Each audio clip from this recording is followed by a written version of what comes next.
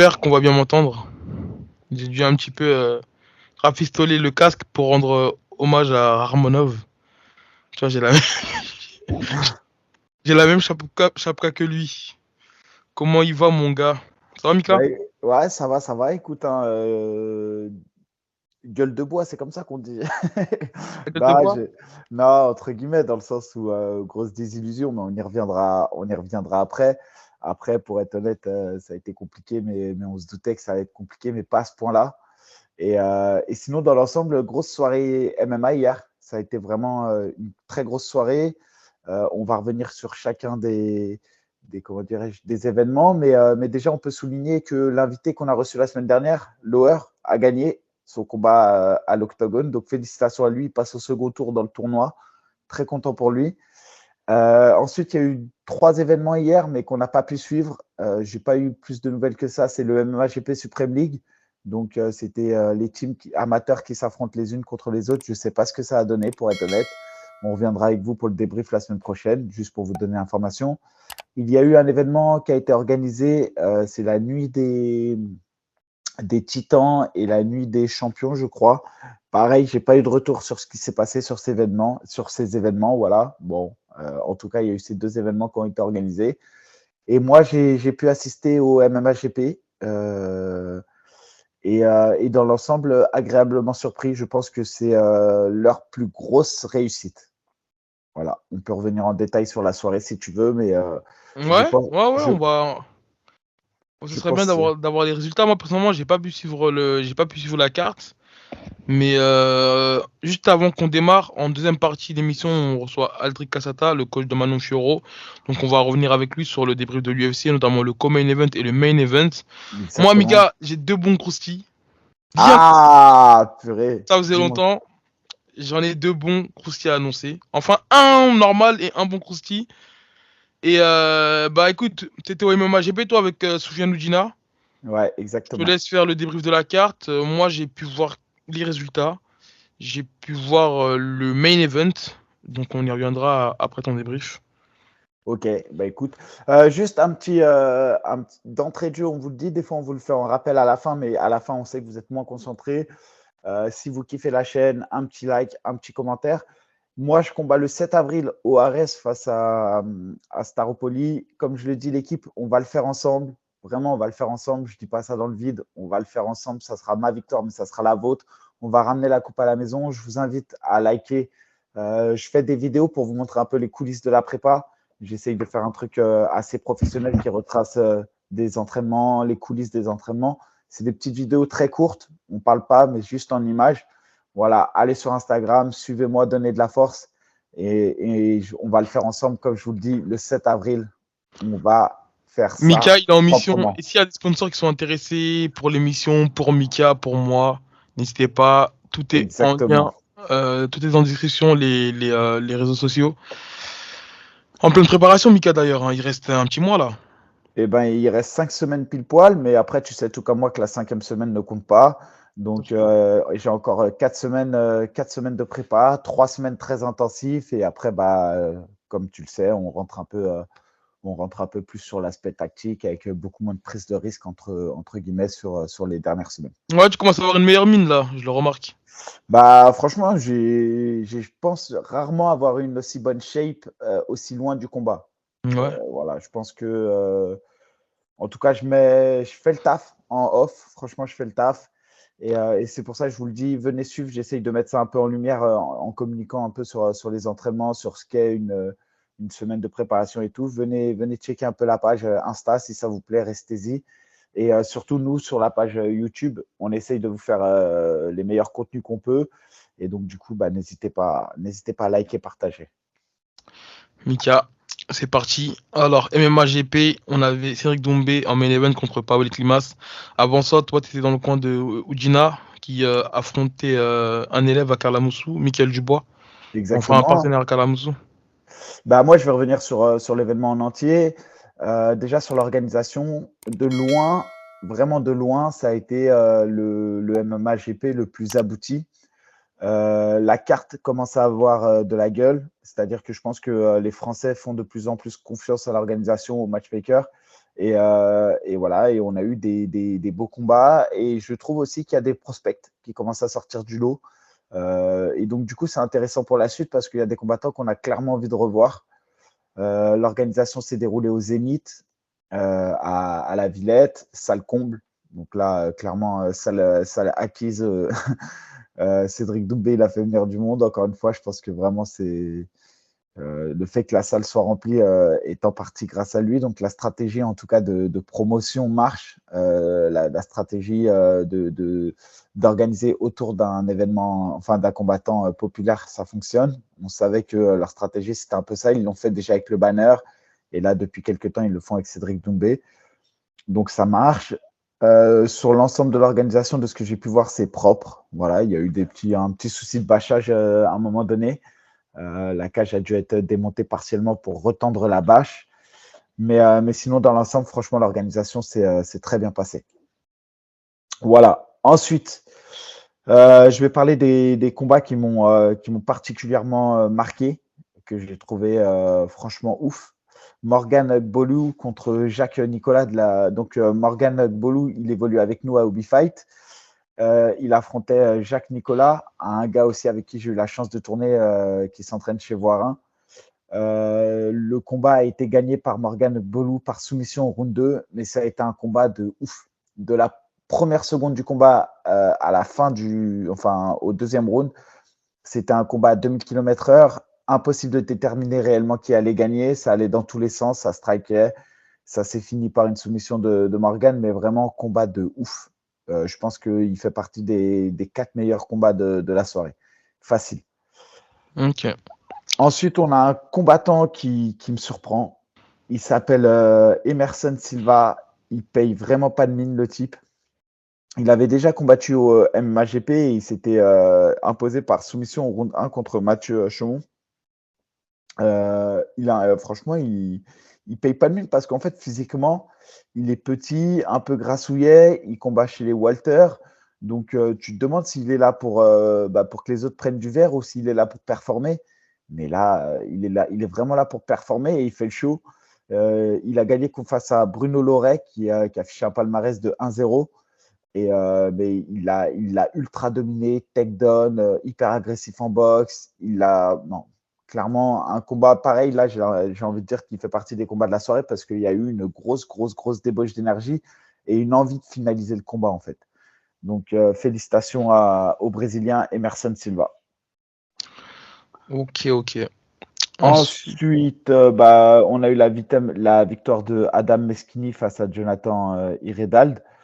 Voilà.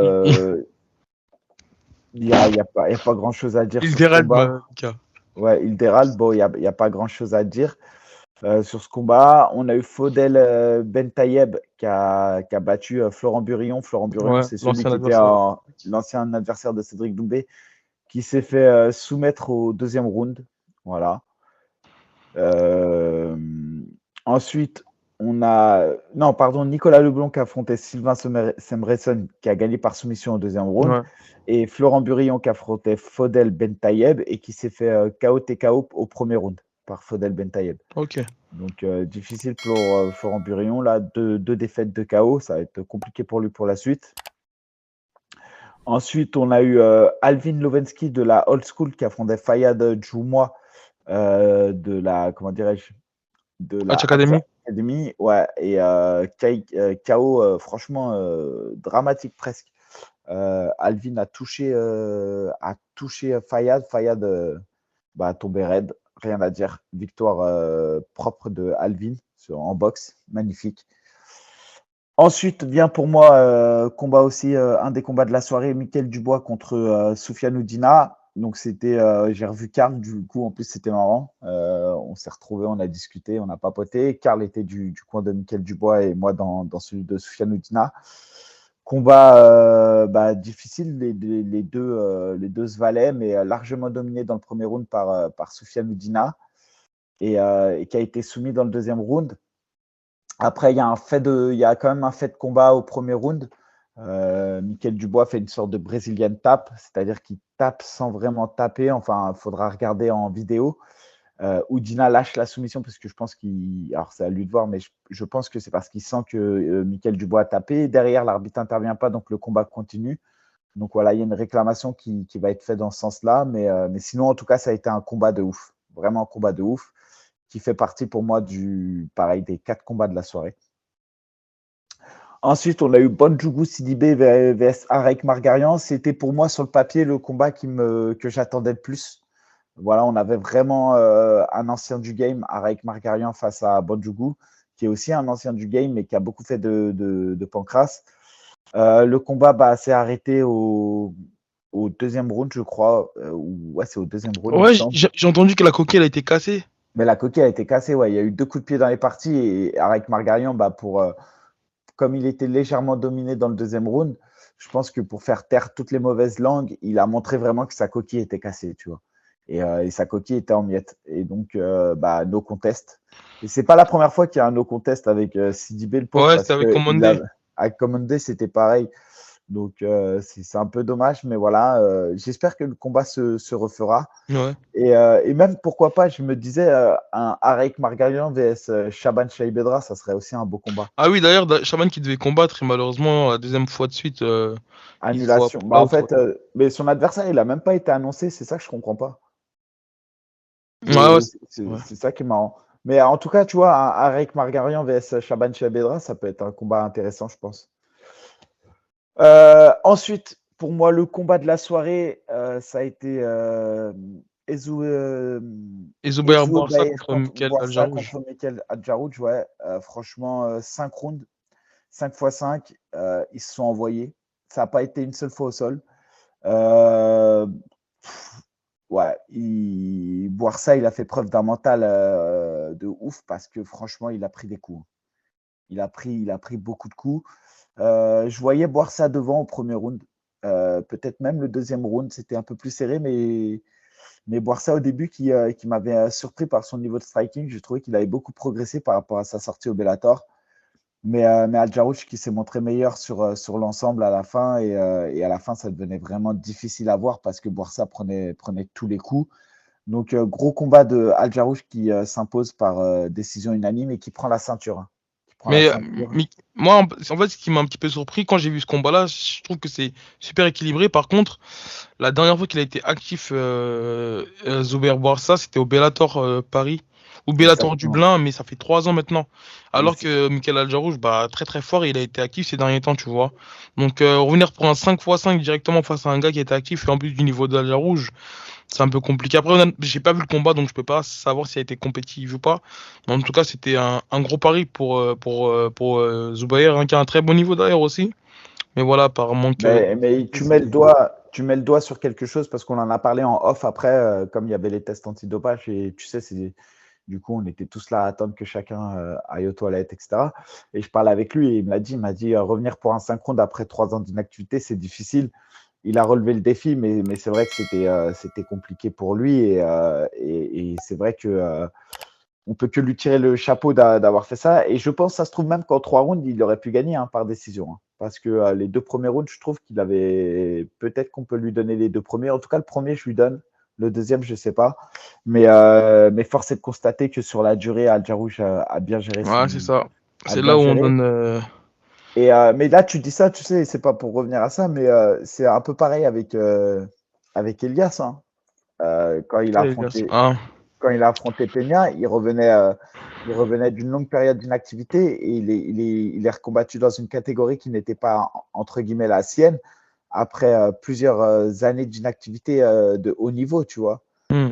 Donc, Ouais, donc des fois, c'est bien de refaire des combats de mise en bouche, hein, pour reprendre ouais, pour reprendre le l'expérience, rythme, les sensations et tout. Ouais. Euh, exactement. et pour finir, on avait le combat de Cédric Doumbé vs Powell Luc Climat. Si tu me permets, Mika, je viens de regarder le combat. Franchement, je sais qu'il y a une carrière à construire, qu'il y a peut-être un UFC pareil qui l'attend. Mais je trouve que là, il faut vraiment, on va dire, parce qu'on le disait, hein, que là, c'était un adversaire au-dessus des autres.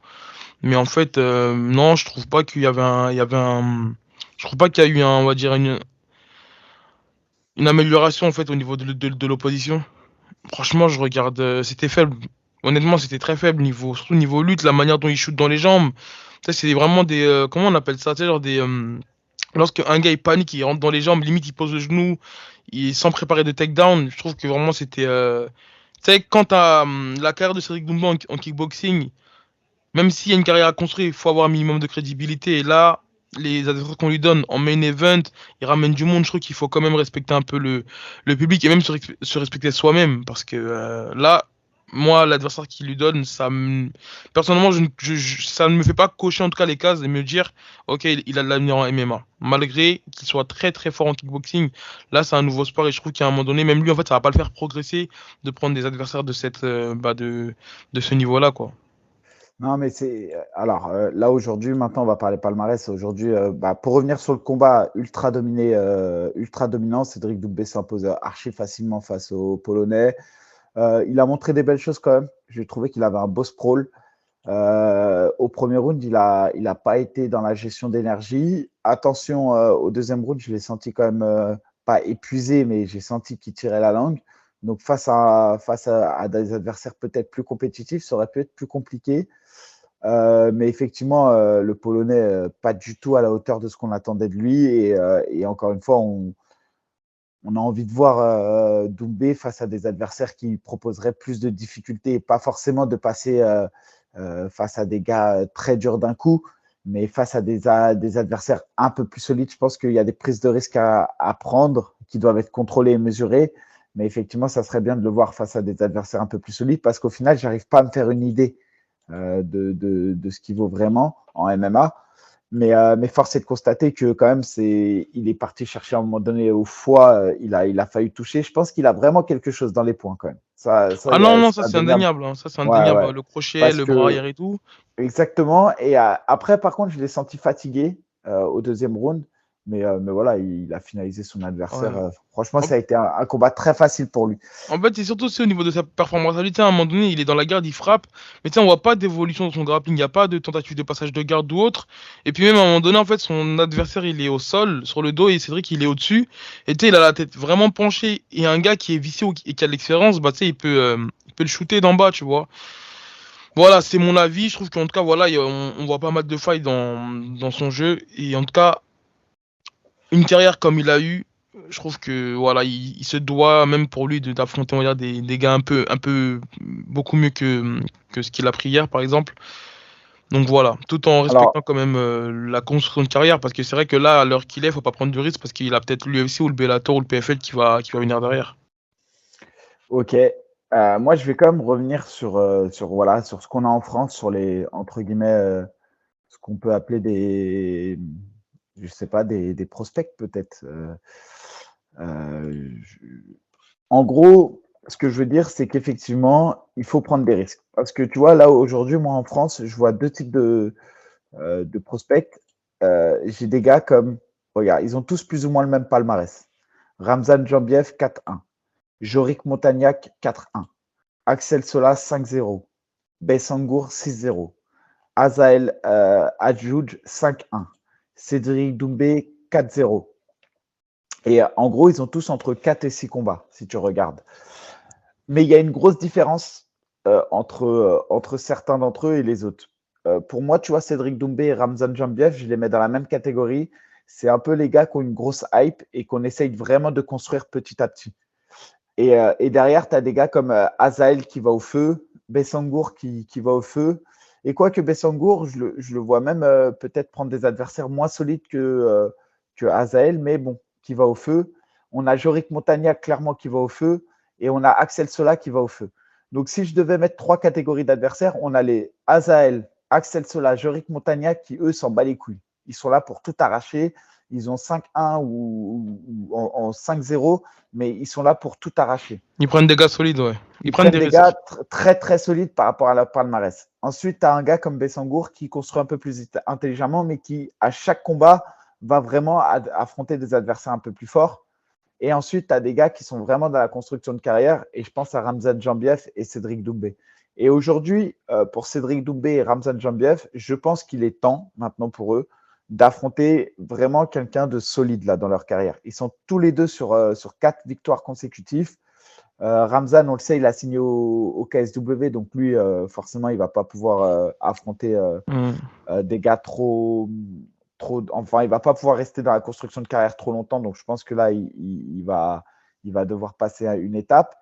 Et Cédric Doumbé, c'est pareil. Je pense que là, maintenant, il va falloir qu'il prenne quelqu'un de plus solide. Alors, la bonne nouvelle, c'est que le MMAGP a annoncé un partenariat avec pas un promoteur. En fait, il va y avoir une sorte de succursale. Je sais pas comment on peut dire. En gros, il y aura le MMAGP France et le MMAGP Suisse. Et Ok. il a déjà été prévu d'organiser un MMAGP en Suisse. Je crois que c'est au mois de juin. Ok. Et qui dit MMAGP en Suisse dit que on pourra avoir Cédric Doumbé, par exemple, avec des gars qui ont des palmarès supérieurs Ah à oui, 10 c'est vrai. combats. Et donc ça, c'est hyper intéressant et ça peut laisser place à des confrontations entre des gars plus expérimentés. Et voilà. Parce qu'on sait aussi que ce type de combattants sont bloqués en France parce qu'ils ne peuvent pas affronter des Oui, c'est adversaires vrai, qui ont ouais, beaucoup c'est vrai. d'expérience. C'est vrai. Ok. Avant de passer à la deuxième partie, Mika, pour l'UFC 285, on est sur la Fight Week de Ares. S'il y a des combats qui te hype particulièrement, on aura Damien Lapuce vs Marco Beltran pour la ceinture des featherweight. Le combat tant attendu entre Daniel Lanchi et Ragnar Le Breton. En common event, on aura Ibrahim Mané contre Damiani. On aura Emmanuel Dawa qui devait affronter de base Karim Rabet de, de l'équipe du Nord. Finalement, ce combat, il a été annulé et c'est un Serbe qui prend sa place. On a Tona Kroll vs Mohammadi, on a Michael Grogu vs un Brésilien, Matos, on a BJ Paulin contre un Brésilien, Bad Medkouri contre Xavier Lessou, Aboubakar Youssounouf contre un Anglais et deux autres étrangers dont je connais pas. Il y a un combat, toi, qui te hype particulièrement? J'ai trois combats qui m'intéressent de ouf. Damien contre Marco Beltran, forcément, j'ai envie de le voir. Puisque Damien, en général, il fait quand même des beaux combats. Là, c'est un 5x5. J'ai hâte de voir. En off, on me disait que Marco Beltran s'était entraîné dans une salle parisienne et que tous disaient que Damien était au-dessus. Donc, hâte de voir, parce que pour l'instant, ça reste des on-dit, mais on verra bien. Leonardo Damiani face à Ibrahim Mané, forcément, c'est un combat qui m'intéresse parce que Leonardo Damiani, je pense que c'est l'une des meilleures luttes à 77 kilos dans la KT du RS. Damiani, pour mémoire, c'est celui qui avait affronté Pepito. C'est Donc, ça. hâte de voir. Forcément, le combat Ragnar Le Breton face à Daniel Lanty, j'ai envie de voir. J'ai envie de voir ce que. D'ailleurs, Mika, mon croussi, le gros croussi, c'est que selon mes sources, Chaud, toi. Toi, mardi, ils vont venir avec une étiquette et ils vont te dire allez hop, dehors, dehors. donc voilà. AB, si vous voyez AB avec moi faire ma préparation, ça veut dire Non, mais il a arrête, jarté. même la dernière fois, j'étais là quand tu préparais Karl. C'est vrai, c'est vrai, c'est vrai, Et je en tout sais. cas, voilà. Moi, il y a ouais, 4 combats que je viens de Attends, voir. attends, attends, j'ai pas fini sur Excuse-moi, mes. ouais. Donc ça, c'est les trois premiers. J'ai un combat. C'est Grogu, j'ai envie de voir là, ce qu'il va faire au Brésilien. Franchement, j'ai hâte de voir. Et enfin, le cinquième combat qui m'intéresse, c'est Kroll contre Asni Mohammadi. Ouais, ok. Ben ouais, moi comme je te disais, le main event, forcément, le co-main event, je serai avec Ibra. Et c'est un combat en fait qui est important pour lui. C'est un gros test. Enfin, c'est un gros test. C'est un combat équilibré. Mais voilà, c'est du solide en face. Et c'est surtout un combat, je pense, qui doit logiquement l'emmener à la ceinture. Donc il est sur 2 victoires consécutives. Donc une belle performance de sa part, ça le mettra directement, peut-être normalement en tout cas, pour une ceinture. Donc, hâte de voir ça. Et après, forcément, Daniel Lanty, Ragnar, si ce combat il se fait, ce serait bien aussi. Et Paulin, ils lui ont trouvé un adversaire de dernière minute, mais je crois il y a une équipe du Brésil, Mika, qui arrive avec le manager là. Ils sont quatre. Ils sont quatre, j'en suis sûr, ils sont de la même équipe. Donc ça a été un peu des short-notices, je pense, pour remplir la carte. Parce que c'est vrai qu'il y a à peine 2 semaines, quand j'allais sur Tapologie, je voyais que la main carte et ça m'étonne un petit peu de pas avoir plus de combats que ça. Donc là, je pense il fallait fournir la carte, donc ils ont dû appeler Les les gars, c'est Brésiliens simple. en dernière minute. Si on parle de la filière brésilienne, du mec là dont je vous parle à chaque fois, ceux qui seront au Ares, observez.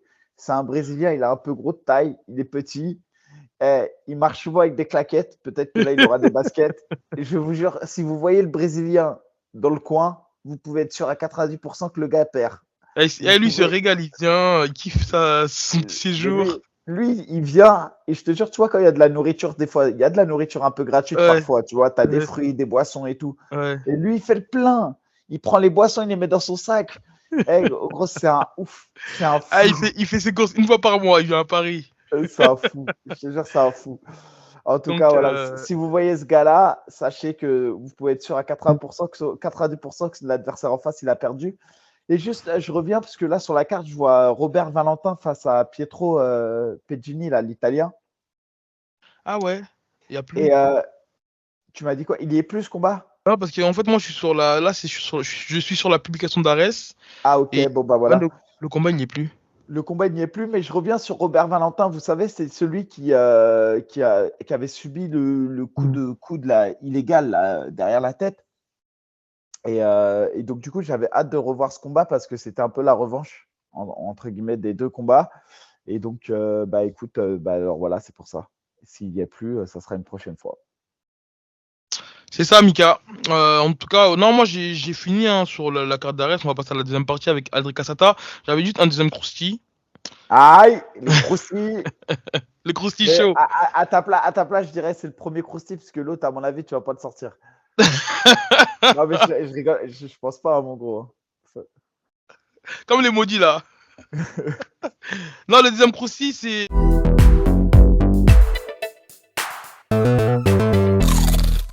un combat entre Amina Youb et Teddy Violet qui doit se faire.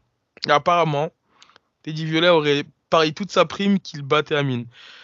Donc, s'il perd contre Amine, il s'est promis de lui donner toute sa prime. Voilà, c'était un petit croustilles, mais quand même, c'est pas un combat gagné d'avance. En tout cas, s'il y a ce combat-là, ça va être pas mal. Il y aura du trash talk des deux côtés, peut-être un petit face-à-face et tout.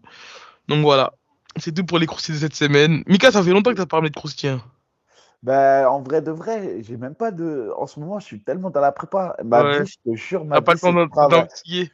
Je travaille, prépa, et voilà. Après, non, croustille. Pour être honnête, au premier croustille, j'ai eu vent du premier croustille. Après, j'ai été tenu par le secret. D'amitié. Donc, du coup, je ne trahirai pas le secret Non, d'amitié. mais je vais l'appeler, je vais voir s'il y a moyen de le dire. Parce que j'ai dit que j'allais peut-être le dire, mais il m'avait dit. Je sentais qu'il y avait moyen tu vois. Et en vrai de vrai, Mika, regarde. En vrai de vrai, même quand je suis au courant de certaines choses et que je le dis pas, bah, c'est d'autres médias qui vont le dire, et tu vois, donc je me dis, écoute, si ça peut être un média local, bah, Mais là, tant mieux que c'est ça. Eh, stock. comme la fois, t'avais foutu la merde avec Marcel, là, tu t'en rappelles ou pas? Ouais, mais gros, là, c'est du dopage. C'est pas pareil. Sur le dopage, là, gros, le mec, il est positif. On ne parle pas de potentiel, de trucs, de machin. Frère, positif au dopage, frérot. Et d'ailleurs, si tu te souviens de ça, tu m'as fait retirer la publication, hein. Non, Ah, arrête, c'est pas frérot. moi. Bah, c'est pas toi. Bon, on s'en bat les couilles. Vas-y, Mika, bon, on passe à la deuxième partie avec Vas-y. Aldric Cassata et on revient sur l'UFC 285. N'hésitez pas à vous abonner, mettez en commentaire ce que vous pensez du MMA GP, de l'adversaire de Cédric Doumbé, de l'Ares qui arrive là, et on se revoit tout de suite.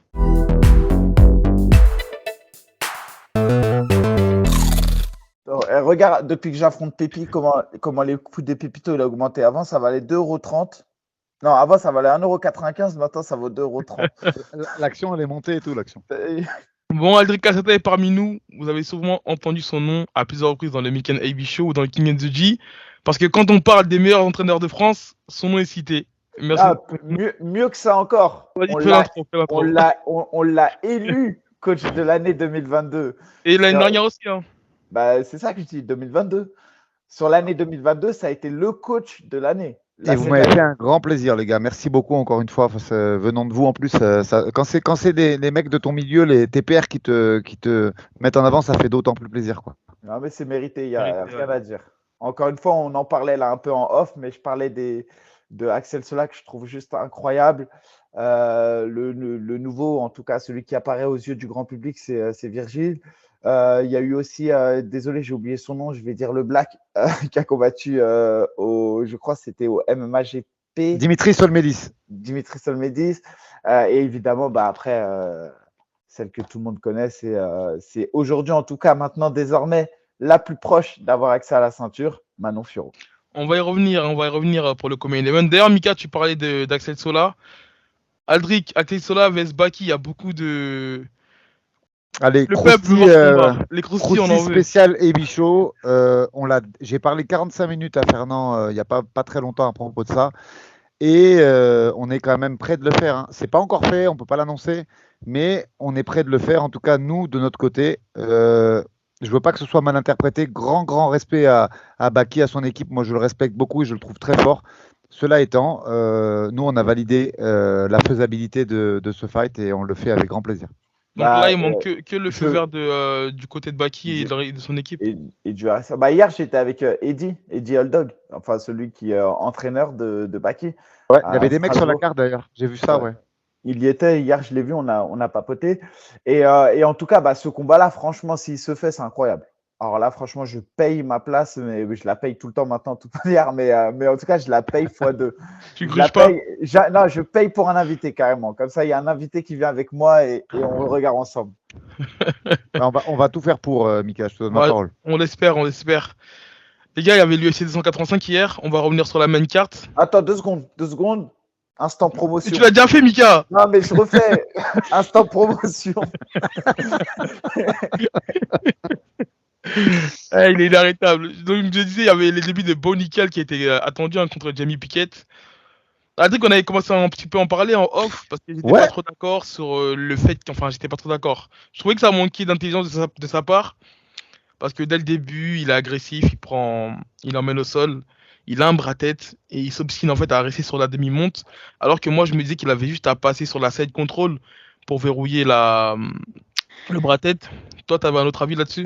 Ouais, j'ai un autre avis. Alors, on revient vite fait sur le truc. Donc, Bo Nickel, énorme lutteur, infiniment titré en lutte universitaire. Jamie Pickett, qui avait quand même pas mal de défaites. Je crois qu'il était sur 3 défaites dans l'organisation.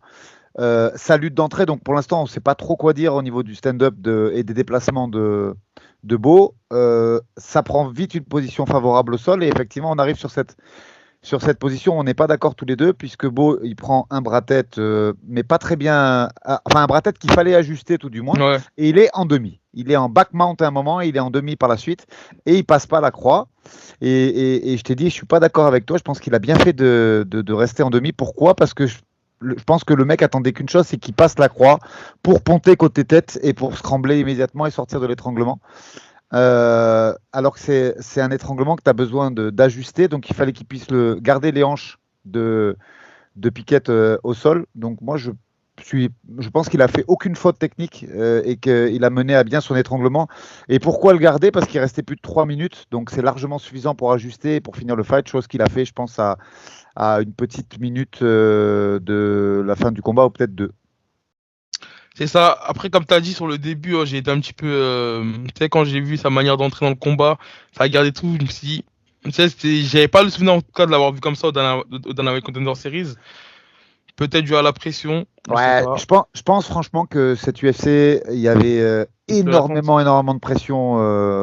Je pense que quand on parlera aussi du main event, on va revenir dessus. Mais là, je pense qu'il fallait avoir du sang-froid pour être serein sur cette main card parce qu'il y avait une énorme visibilité.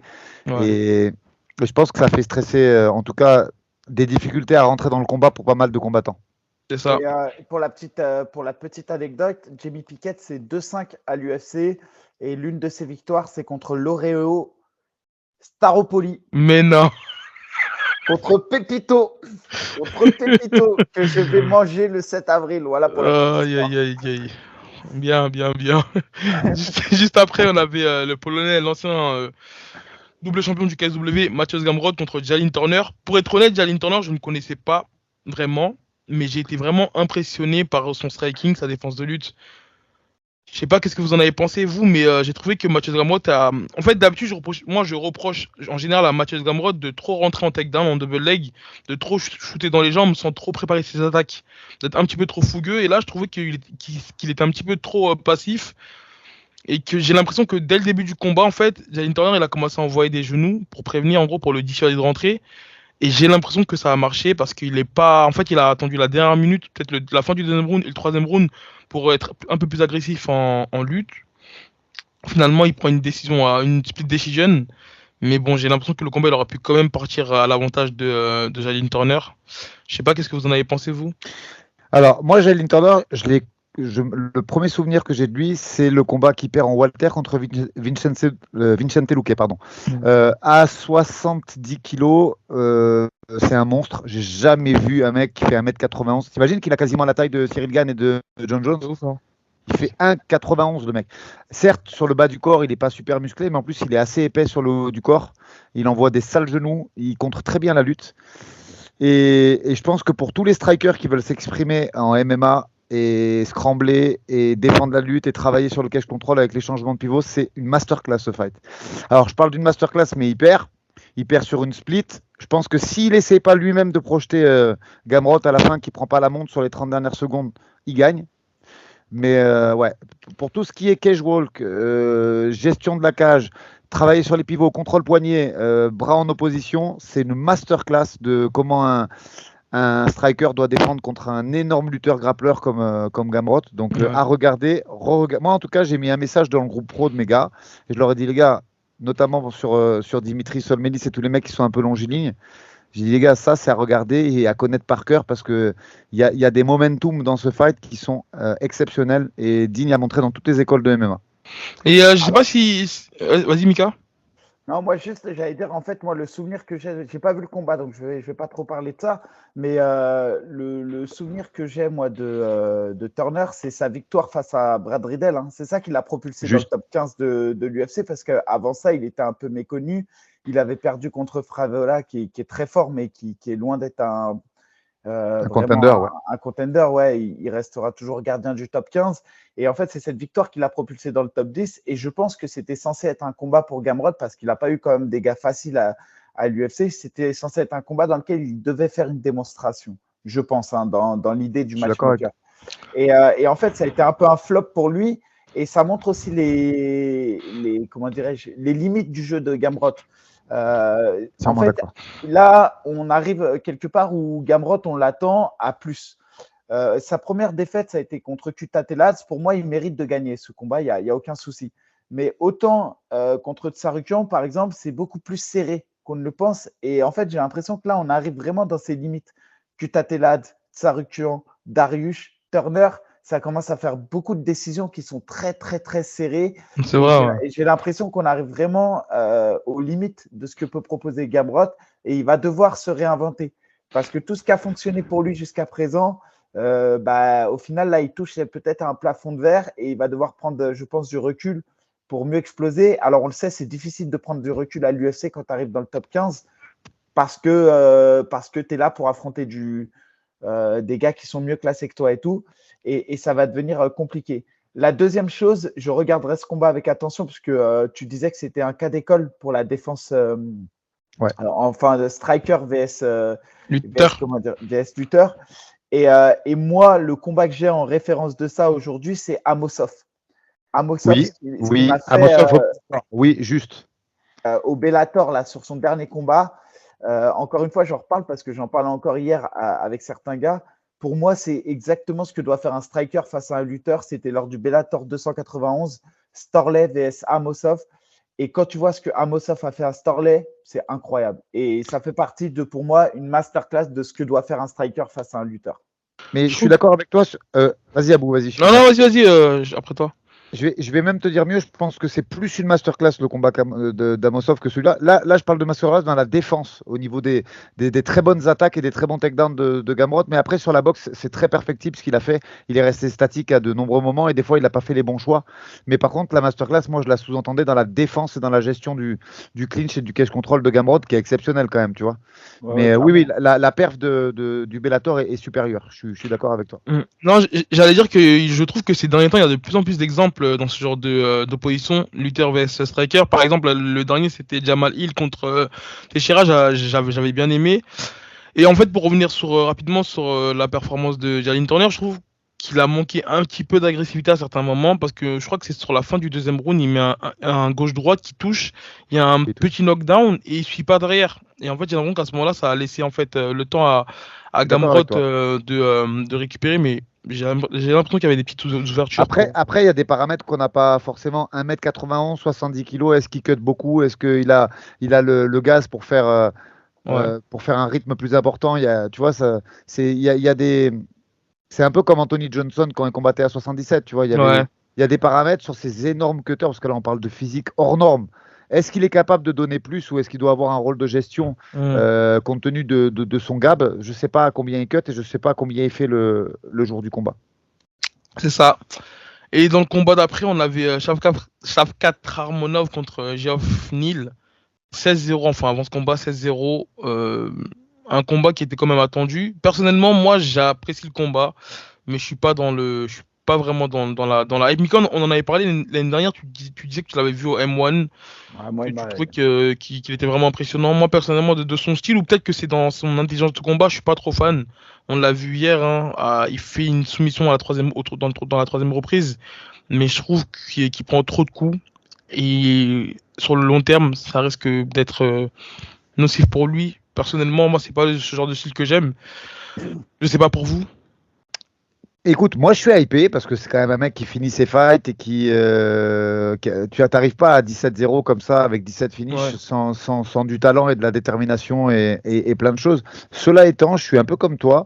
Je monte dans le train jusqu'au top 5 et je descends à la gare pour plus. Pourquoi je me permets cette métaphore? Parce que à haut niveau, avec des mecs qui sont vraiment capables d'avoir un vrai game plan et de s'y tenir et de boxer dur. Ils boxent vachement les mains basses. Tu as l'impression qu'en fait, il va là où le combat va. Il réfléchit pas, il impose un très très gros rythme. Et, et je pense qu'avec des mecs qui sont vraiment posés et qui ont un game plan, qui sont capables de gérer ça et qui vont être capables d'avoir une boxe plus précise que la sienne, ça va poser problème. Ouais, alors moi j'ai vu juste le best-of de ce combat. Encore une fois, j'ai pas vu l'entièreté, donc je me méfie de ce que j'ai vu. Mais c'est vrai que alors moi je l'ai vu en live ce gars-là et je sais qu'il frappe fort. Il m'avait impressionné. Il avait détruit un gars super fort du M1. À l'époque, il avait détruit un gars qui était pour moi un tueur à gages au M1 et je me suis dit ah ouais, solide. À l'UFC ensuite c'est 5 victoires. Enfin, il avait combattu 4 fois, 4 victoires consécutives. Et je le voyais comme un gros problème dans la KT. Et notamment, je me disais, Shimaev contre Rakhmonov, ça peut être intéressant. De ce que j'ai vu aujourd'hui sur le best-of, et je me méfie de ce que j'ai vu, mais clairement, en fait, c'est là que je me dis, Shimaev, c'est quand même un prodige. On ne se rend Ouais. pas forcément compte de ce que Shimaev a fait, mais Shimaev, au bout du 3e combat à l'UFC, il est parti défier Burns. Et parce que la décision était plus serrée qu'on ne le pensait, parce qu'il a moins roulé sur Burns qu'il roule d'habitude sur d'autres adversaires, on a commencé à critiquer un peu la performance de Shimaev. Mais la réalité, c'est qu'aujourd'hui, si tu mets Rakhmonov face à Burns, Moi, je pense qu'il dort. euh, Je pense qu'il dort, Rakhmonov. Ouais, je suis d'accord, exactement. hein. Et c'est là que tu vois qu'en fait, Shimaev, et c'est quand même un gros problème. Ouais. C'est un très gros problème pour la KT. Et c'est là, bah, pareil que vous, je descends entre guillemets un peu du train pour Rakhmonov. Alors attention, un combattant à suivre. Et évidemment, il va rester longtemps, mais peut-être trop tôt pour aller dans le top 5. Pour commencer à parler de ceinture, c'est encore beaucoup trop tôt. Ouais. Moi, en tout cas, je trouve que la hype, elle est trop grande pour ses performances. C'est mon avis. En tout cas, je sais pas si ça a été Fight of the Night. Mika, t'as pu voir Waldrick? Parce que c'était quand même un combat assez Euh, engagé et assez les, intensif du je vais te début à dire la fin. les Alors, performances. oui, c'est Fight of the Night. Ok. Exactement, c'est ce que j'allais dire. La performance qu'ils ont eue, c'est le Fight of the Night. Ensuite, on a eu la soumission de Grasso, la soumission de Jones. Et un bonus performance de la soirée aussi pour Nickel, Beau Nickel. Ah ouais, ça Juste et fait rarissime et exceptionnel, Dana White a dit I don't care en ce qui concerne le dépassement de poids de Geoff Neal, puisqu'il a fait 2 kilos de trop et malgré tout, il va toucher son bonus. Ah ouais, ok. En conférence de presse, il a dit il touchera son bonus, j'en ai rien à foutre. Et ça, mais Euh, par contre, je suis un peu étonné que Drake Duplessis et Derek Brunson, ils l'ont pas pris. C'est de la performance aux années. Bah, ouais, je suis d'accord. C'est un peu dur, ouais, je suis d'accord. je pense que Duplessis, il n'est pas apprécié. Pour être honnête, je pense Ah, que limite, ils ont envie de mettre des cailloux dans sa chaussure. En fait, Duplessis, le problème, c'est que tu as toujours l'impression qu'il va se faire remplir. Mais Et c'est je ce sais qui pas. rend aussi divertissant. Hein. Ouais, non, mais ça rend divertissant, mais je te jure, il y a une forme C'est incroyable ce qu'il arrive à faire parce que je te jure, même au cours du combat, je mise contre lui encore. Ouais. Ça veut dire que bien souvent, tu as des combattants, avant le combat, ils n'ont pas réussi à te convaincre ou tu restes toujours sur ta faim. Et quand ils combattent, bon, bah, tu te dis, ah ouais, non, quand même, en fait, il y a quelque chose que j'ai pas. Mais lui-même, dans le combat, tu te dis, non, il va se faire tuer. Et au final, par contre, je trouve que Brunson a fait beaucoup d'erreurs dans ce combat, mais c'est vrai que je pense que Duplessis méritait.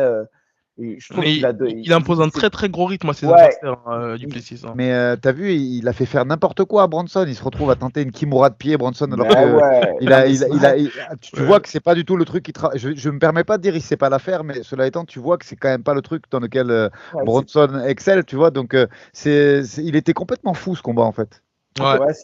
il l'a emmené dans un domaine qui n'est pas le sien. Et ça, c'est une qualité que certains combattants ont, c'est d'imposer un rythme et de les amener dans un domaine qui n'est pas le sien. Et au final, les autres combattants, ils ne se rendent même pas compte Il qu'ils laisse plus de évoluent. plumes que. C'est ce qu'il a fait un peu à Darren Till. Il vient de le faire là. C'est fort ce qu'il fait, hein, mine de rien. Darren Till, c'est vrai que c'est pareil. Moi, j'ai cru que Darren Till, à la base, il avait fait ça parce qu'il s'est senti lutteur après le camp d'entraînement qu'il a fait avec Shimaev. Mais force est de constater que non, non, il a. Mika, il a fait faire une Kimura de pied à Bronson. Il a fait faire de la lutte à Darren Till, quoi. Le mec est très fort. Moi, je te le dis quand même. Ouais. Il est Et, dingue. C'est vrai que oui, Et est-ce que vous avez vu le combat? Parce que, alors, je pense à ça, j'en parle parce que avant de passer au Common Event et Main Event, il y a Garbrandt qui a combattu contre Trevin Jones. Et on sait que Garbrandt, c'est potentiellement le futur adversaire ou du de moins Taylor. de Taylor. Qu'est-ce que vous avez pensé de ce combat si vous l'avez vu? Non, moi Ouais. j'ai vu un petit peu de loin, mais sans vraiment être devant, quoi. Écoute, tu sentais là qu'il est venu chercher une victoire et qu'il a pris 0 risque. Je pense qu'il s'est vraiment pas livré. La performance, elle est très moyenne en ce qui me concerne. J'ai bien aimé le footwork, mais après, on a l'impression qu'il a un menton de verre et qu'il le sait, quoi. Il veut pas prendre de coups. Ouais. Il était très prudent. Le troisième round, il court beaucoup. Je crois il doit y avoir 2 minutes de déplacement antéro-postérieur dans le deuxième round, dans le troisième round. Je pense que Taylor, il peut vraiment faire une dinguerie. Hein. Ouais, parce que ça aussi, hein, c'était un combat qui était fait pour faire briller Garbrandt. Hein. Je le redis, l'UFC, c'est rare qu'une fois que tu as été à la ceinture, il te redonne des gars, on va dire, un peu Sur pour te 3 défaites, hein, je reconstruire. crois, l'adversaire. Mais ouais, le gars, il était à 1-3 à l'UFC. Aujourd'hui, Voilà. c'est 1-4. Donc, on peut dire que c'est synonyme de coupure à l'UFC. Et surtout, ce qu'on peut dire, c'est que face à un adversaire comme ça, il n'a pas trouvé la clé pour finaliser avant la fin. Donc, Non, performance très décevante. Sincèrement, ok. pourtant je suis fan moi hein, de Cody depuis le début, mais non. Je pense que s'il Donc, croise le chemin de Taylor, ça va lui faire tout drôle. On l'espère en tout cas, hein, on parce va qu'il avait. commencer à lancer la propagande. Bercy, on Ça, veut Garbrandt contre ça la avait police. déjà, en plus, il avait déjà répondu sur Twitter. Hein. Il disait qu'en gros, après ce combat-là, pourquoi pas, parce qu'il avait déjà un combat de prévu, donc il y a toutes ces chances que ce combat se fait. On passe au main event. Valentina Shevchenko qui défendait sa ceinture contre Alexa Grasso. S'il y a bien une personne qui était devant ce main event, je pense que c'est toi, Aldric, Manon Fiorot, numéro 1, qui sera peut-être, enfin logiquement, la prochaine contre Alexa Grasso, qui a. Écoute, Ouais. vas-y, je te laisse finir et je te dirai après ce que j'en pense. Non, je disais juste que en fait c'est Alexa Grasso qui avait en fait qui a soumis à la grande surprise de tout le monde quand même Valentina Shevchenko dans le quatrième round. Toi, je pense que tu as bien analysé ce combat. Ça fait un petit moment que moi je vois que les fights ils deviennent difficiles pour Valentina. On le dit. Santos, s'il n'y a pas un coup du sort, pour moi Santos, le combat il se fait sur le coup de tête qu'elle met à Santos, c'est là où elle lui Exactement. cache le plancher orbital. S'il n'y a pas ça, elle se fait finir pareil. Et contre Maya, c'était dur. Elle a perdu un round, elle s'est fait garder un round complet au sol. Donc, tu sens la difficulté quand même. Elle est beaucoup moins dominante qu'avant et il fallait que ça arrive. Il y a une petite, si tu veux, sur le premier instant, il y a de la déception pour Manon et pour moi parce que c'était elle qui devait avoir c'est elle qui est classée 1, Grasso était 6, mais Ouais. avec cette opération, ben, on n'a pas pu répondre présent. Après, je pense qu'il y a une raison à tout dans la vie, donc voilà, cette blessure, elle fait partie de la carrière de Manon, elle arrive après 5 ans de carrière, elle veut Mhm. encore faire 5 ans de carrière, et à partir de là, on prendra, je pense que Valentina, compte tenu de la domination qu'elle a eue dans cette catégorie, mérite le rematch. Après, il faut se tenir prêt, il faut continuer à guérir, enfin surtout à se réathlétiser, parce que là, on peut dire qu'elle est guérie. Je pense que d'ici un mois, on pourra solliciter la levée de la suspension de Manon, puisqu'en fait, un athlète opéré à l'UFC, sur des opérations quand même importantes comme ça, là, est suspendu d'office jusqu'à ce qu'il réponde à des tests. Ok. Donc, je pense que d'ici un mois, on pourra lever la suspension de Manon pour qu'il puisse la rematcher. Et moi, j'accepterai pas un match avant août, de façon à ce qu'elle soit vraiment, qu'elle ait le temps de reprendre ses sensations et tout. Mais tout peut arriver. Je pense que sur le papier, grâce au Tchechenko 2, ça a du sens. Après, on a vu avec ce qui s'est passé avec Cyril qu'il faut se tenir prêt, que tout peut arriver. Donc, s'il y a une des deux qui se blesse ou quoi que ce soit, en tout cas, sur le mois d'août, on sera présent. Et je tiens à préciser quand même, parce que pareil, alors moi, j'ai que des highlights, mais de ce que j'ai pu voir, on avait un premier round très serré entre les deux filles, de ce que j'ai vu. Un deuxième et troisième round qui était quand même dominé par Shevchenko, et le quatrième qui est redevenu serré. Alors, je ne sais pas ce que vous en pensez, moi, c'est ce que j'ai pu voir et percevoir. Entièrement d'accord. J'ai regardé la carte des juges. Les trois juges donnent Grasso sur le premier. Parce D'accord? que c'est un combat avec beaucoup d'anglaises où Valentina est quand même Ouais. dominée. Et elle prend deux, trois alertes où elle se fait toucher plein fer au menton, notamment sur des combos d'anglaises. Et derrière ça, il y a une très très bonne réaction. Tu sens qu'il y a un fight IQ malgré tout Ouais, ouais. très important parce qu'elle lutte sur le 2 et le 3. Et pareil, Il y a des bons timings en plus, hein. ouais, ouais, Super ouais. bon Ça, timing. ça shoot dans les jambes Ouais. vraiment avec un très bon timing. Il y a énormément de fight IQ. Elle a là, cette fameuse position du crucifix au deuxième, mais Grasso sort bien.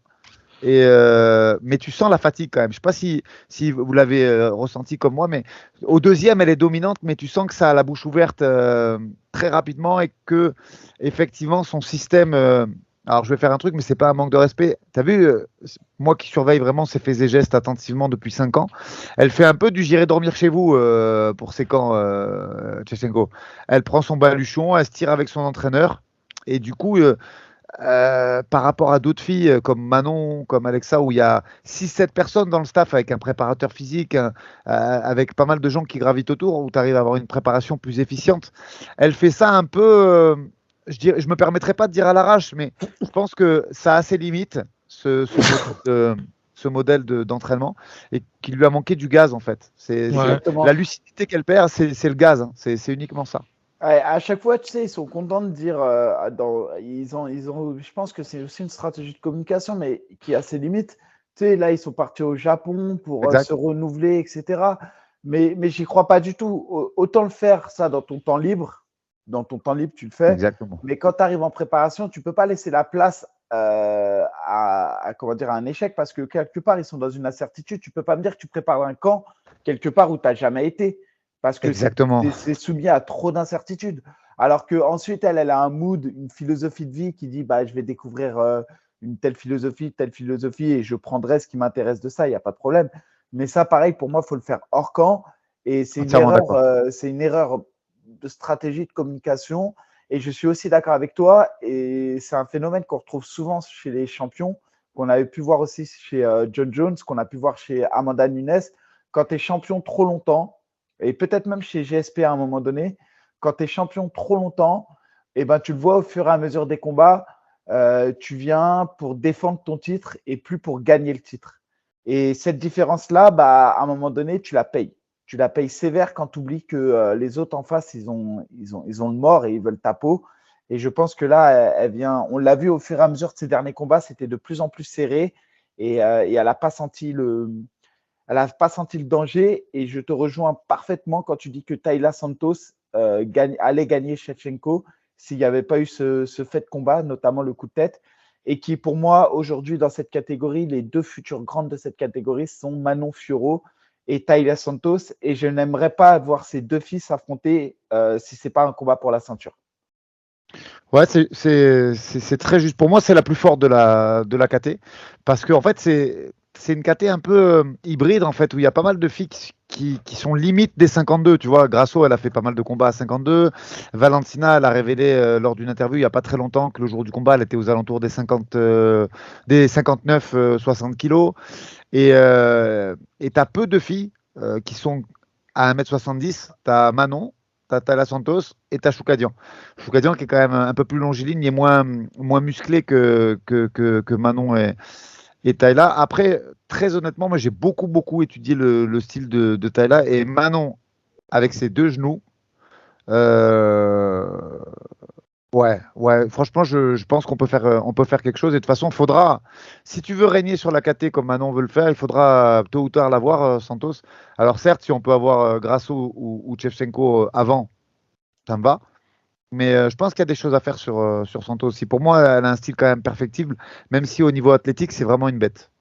Ouais, Et clairement. Après, encore une fois, je le redis, hein, hum, Manon Fiorot, je sens qu'elle a vraiment les armes pour aller chercher cette ceinture et s'inscrire en championne. Moi, je l'avais vu la première fois que j'ai découvert Manon et je l'avais dit avant même qu'elle signe à l'UFC, c'est de loin la fille la plus prête pour aller à l'UFC en France. C'était suite à une sortie à l'UA Warrior et j'avais vu ça, la qualité de ce qu'elle avait montré et je voyais clairement qu'elle même était dès l'UFC, capable, quoi. hein. Je crois qu'elle avait pris la ceinture de l'UFC à l'époque. C'est Ouais, à ce moment-là que je l'ai découverte. Et justement, en fait, sur son dernier combat contre Kathleen Chookagian, en plus, je te jure, je voulais toujours te poser cette question-là. T'es sur l'interview de post-fight, là, à l'intérieur de l'octogone. Manon Fiorot, elle dit que, elle préfère un combat de préparation, enfin, un combat avant d'affronter Shevchenko. Elle le dit en français, et toi, tu prends le micro, et en anglais, tu dis tout le contraire. Tu dis qu'elle a dit qu'elle était. Non, alors attends. J'invite tout le monde à revoir cette séquence. Ouais, Oui, j'ai changé un mot. ouais. Vraiment, si tu veux, Manon, elle dit, j'aimerais un combat avant de prendre, j'aimerais un combat et après je prends n'importe qui. Et moi, j'ai enlevé le un combat. Effectivement, j'ai dit immédiatement, mon prochain combat, je prends n'importe qui. Donc j'ai modifié un mot, certes lourd de conséquences, si tu veux, parce que, et pourquoi, tiens, je fais mon mea culpa dans le Hebi Show, parce que il y a pas mal de confs où j'ai revu Dana White regretter ce genre de déclaration. Après, il faut recontextualiser le truc. Ouais. Attention. Là, tu me fais une bonne transition. Tu me parles de l'EFC et tu me parles de l'UAE. Manon, elle a eu une opération des croisés il y a 10 ans sur laquelle elle n'avait pas très bien récupéré. Et, D'accord. et le genou gauche, il était amoindri. Et elle a fait toute sa carrière avec un genou gauche amoindri. Et je suis vraiment, et là je le dis parce que je peux vous garantir que à la reprise de Manon, elle aura ses deux genoux à 100%. Donc la première partie de carrière, elle l'a fait sur un genou, et le combat contre Choukadian, elle l'a fait sur zéro genou. Je cherche pas une excuse. Toutes Non, mais on l'avait les remarqué qu'il y combats avait une sont gagnés. réticence de sa part. On l'avait remarqué. Et de toute façon, il n'y a aucune excuse à chercher, puisque pour moi, elle est sur un sans faute en carrière, puisque la split décision, vous savez ce que j'en pense au Cage Warrior. Donc, on est je d'accord. cherche absolument pas une excuse pour minimiser telle ou telle performance. Maintenant, elle a eu énormément de douleurs, de mise en tension sur son genou gauche pendant toute sa carrière. Et c'est pour ça que la petite pause, là, elle est presque bénéfique dans la mesure où elle va reprendre et il y aura zéro douleur. Elle sera à 100% pour son prochain combat. Et, euh, et celui de Choukadian, vraiment, un genou gauche amoindri, un genou droit avec une rupture totale, il fallait quand même aller la chercher, même si effectivement la performance, et c'est là que Manon, elle s'est un peu pas, pas dégonflée, mais elle n'était pas satisfaite de sa performance. Donc, vu qu'elle voulait la mettre KO pour prouver à tout le monde qu'elle méritait ce title shot, ben, elle était insatisfaite sans vraiment savoir ce qu'elle avait, tu vois. Elle savait qu'il y avait un problème sur son genou, mais elle savait pas qu'il y avait une rupture totale du ligament croisé antérieur. Donc, ouais, elle a été un petit peu plus safe sur les déclarations et moi, j'ai couvert un peu le truc de façon à ce que son image, en tout cas auprès de l'UFC, n'en souffre pas trop, quoi. Ok, ok. Donc là, ça serait possible en gros de l'avoir. Tu t'as dit qu'il y avait peut-être un retour en août, donc forcément là, vous allez viser peut-être un UFC Paris en septembre. Écoute, moi, franchement, moi, je t'ai dit que août, ce serait bon. Si le 2 septembre, c'est confirmé et qu'on peut être à Paris, on l'a raté l'année dernière, on sera vraiment ravis vraiment ravis de l'avoir cette année, quoi. Ouais. En tout cas, il y a moyen. Même peut-être un title shot sur l'UFC Tu sais, Paris, ce serait. ça peut aller tellement vite. Regarde, Francis, Cyril, on dit, ouais, c'est Francis qui va faire le truc. Derrière, c'est Cyril qui revient. Vous le savez très bien, dans ce business, business, il faut être prêt tout le temps. Ouais. Pour l'instant, la seule chose que Manon elle doit faire, c'est continuer sa réathlée et être à 100% au début de l'été. Le reste, on verra bien. S'il y a un combat avant, il y aura un combat avant. S'il n'y en a pas, il n'y en a pas. On verra bien d'ici là. En tout cas, on vous souhaite le meilleur. Et là, on passe au main event. Il y a beaucoup de choses à dire là-dessus. John Jones contre Cyril Gane. Donc, je vous propose qu'on parle de la performance. Après, on peut détailler ou dire les raisons qui ont mené à cela.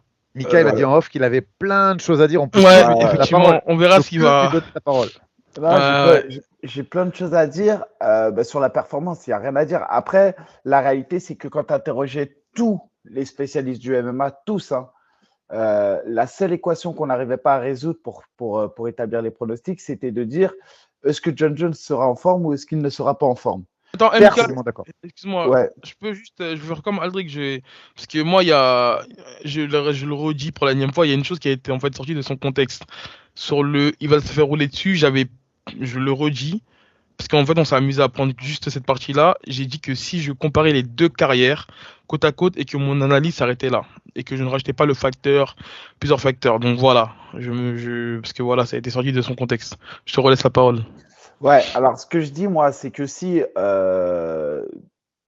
tu écoutais un peu l'ensemble, mais vraiment l'ensemble de la planète MMA, tout le monde disait aujourd'hui que le pronostic dépendait de est-ce que John Jones était prêt ou est-ce qu'il n'était pas prêt. En gros, est-ce qu'il avait fait une vraie prépa ou est-ce qu'il n'a pas fait une vraie prépa. Parce que sur le panel technique, on savait que John Jones était supérieur à Cyril. On le savait tous. Voilà, c'est d'ailleurs pour ça que je me suis refusé de faire les pronostics et à chaque fois je disais la passion, le cœur fait que je suis à 100% pour Cyril, etc. Et malheureusement pour Cyril, on a vu un grand John Jones hier soir, et plus que grand, il a répondu plus que présent. Il a littéralement, et c'est pas pour tirer sur l'ambulance, ce combat est une humiliation. C'est-à-dire que John Jones a presque humilié Cyril Gane. C'est triste à dire, c'est dur les mots que j'utilise sont durs, mais c'est une réalité. Sur les derniers combats de John Jones, il ne s'est jamais imposé si facilement.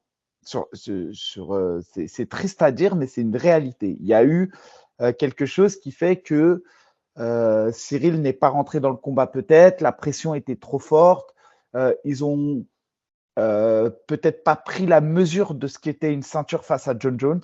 Je ne sais pas si il y a quelque chose qui s'explique pas, mais John Jones voilà. Hier, on avait le GOAT. Le GOAT a parlé. Il est rentré dans la cage en conquérant. Toute la semaine, on l'a senti déterminé en mission. Et là où j'ai senti que ça allait être très difficile pour Cyril, c'est à partir du moment où John Jones a parlé de son héritage. On peut faire du trash talking, etc. Mais quand on parle de son héritage, un peu comme Cormier parlait de son héritage, tu sais que là, on n'est plus dans le trash talking. Tu sais que là, on parle de quelque chose que tu vas léguer et c'est la seule chose qui reste aux combattants, en fait. Après leur carrière, c'est l'empreinte qu'ils ont laissée. Tu parles des sujets sur lesquels il s'est exprimé là? Parce que la sœur, vous avez partagé? Non, à un moment donné, John Jones dit Pendant la Fight Week. Pendant la Fight Week, Okay. il dit moi, je combats, je vais laisser mon héritage. S'il croit que je vais léguer, je vais salir mon héritage sur un combat comme ça, si je laisse les choses au hasard, etc. En gros, il disait son héritage, c'est peut-être le seul trésor qui lui reste à John Jones. Et il y avait une autre phrase qui m'a marqué, c'est Cerudo qui parle avec John Jones et qui dit en gros, ce que tu as vécu dans ta vie, et là, je pense à la drogue, à toutes ces choses-là, ne t'ont pas brisé, ce mec-là ne pourra pas te briser. Ouais. Et quand j'ai entendu ça, j'ai dit, OK, le mec est vraiment en mission et il s'est entraîné dur. La deuxième chose dans l'Embedded, ça paraît bête à dire, mais quand j'ai vu John Jones à la piscine, j'ai su qu'il était prêt physiquement. J'invite n'importe quel poids lourd à se mettre dans une piscine, à faire un aller-retour et ensuite de donner et de répondre aux questions d'un journaliste. Mika, c'est marrant parce que tu avais justement en fait. Attends, avant qu'on s'étale là-dessus, Aldric, tu avais quelque chose à rajouter sur la performance? Écoute, j'écoute ce que Mika a dit, c'est une analyse très précise. Tu allais parler de Chael Sonnen qui a parlé de la piscine. Exactement. On en parlera juste après. Pardon. Ouais, j'avais des trucs à rajouter. Pareil, je me suis refusé à faire des pronostics, j'ai constaté. Parce que en fait, il est arrivé avec un physique un peu à la Fedor, t'as vu, John Jones. Donc c'était compliqué de savoir si c'était investi sur un camp ou s'il avait mangé des pépitos. Comprendra qui voudra. Cela étant, ouais, il y avait trop d'interrogations en fait. C'était compliqué de savoir s'il allait arriver prêt ou s'il allait arriver avec les déboires qu'il a eu par le passé. Je te rejoins sur le patrimoine technique des deux protagonistes, Mika. Après, moi, j'avais quand même. Euh, on a rien vu là en 2 minutes. On parlait tout à l'heure de Bonical qui est mal rentré dans le combat. Clairement, moi aujourd'hui, ce que j'ai vu rapidement, après on rentre dans le détail plus précisément, un John Jones qui avait parfaitement étudié. Moi, ce qui m'a choqué, et j'invite les gens qui veulent développer ça à aller voir l'analyse de Nicolas Haute sur sa très bonne analyse de Nicolas sur sa chaîne YouTube.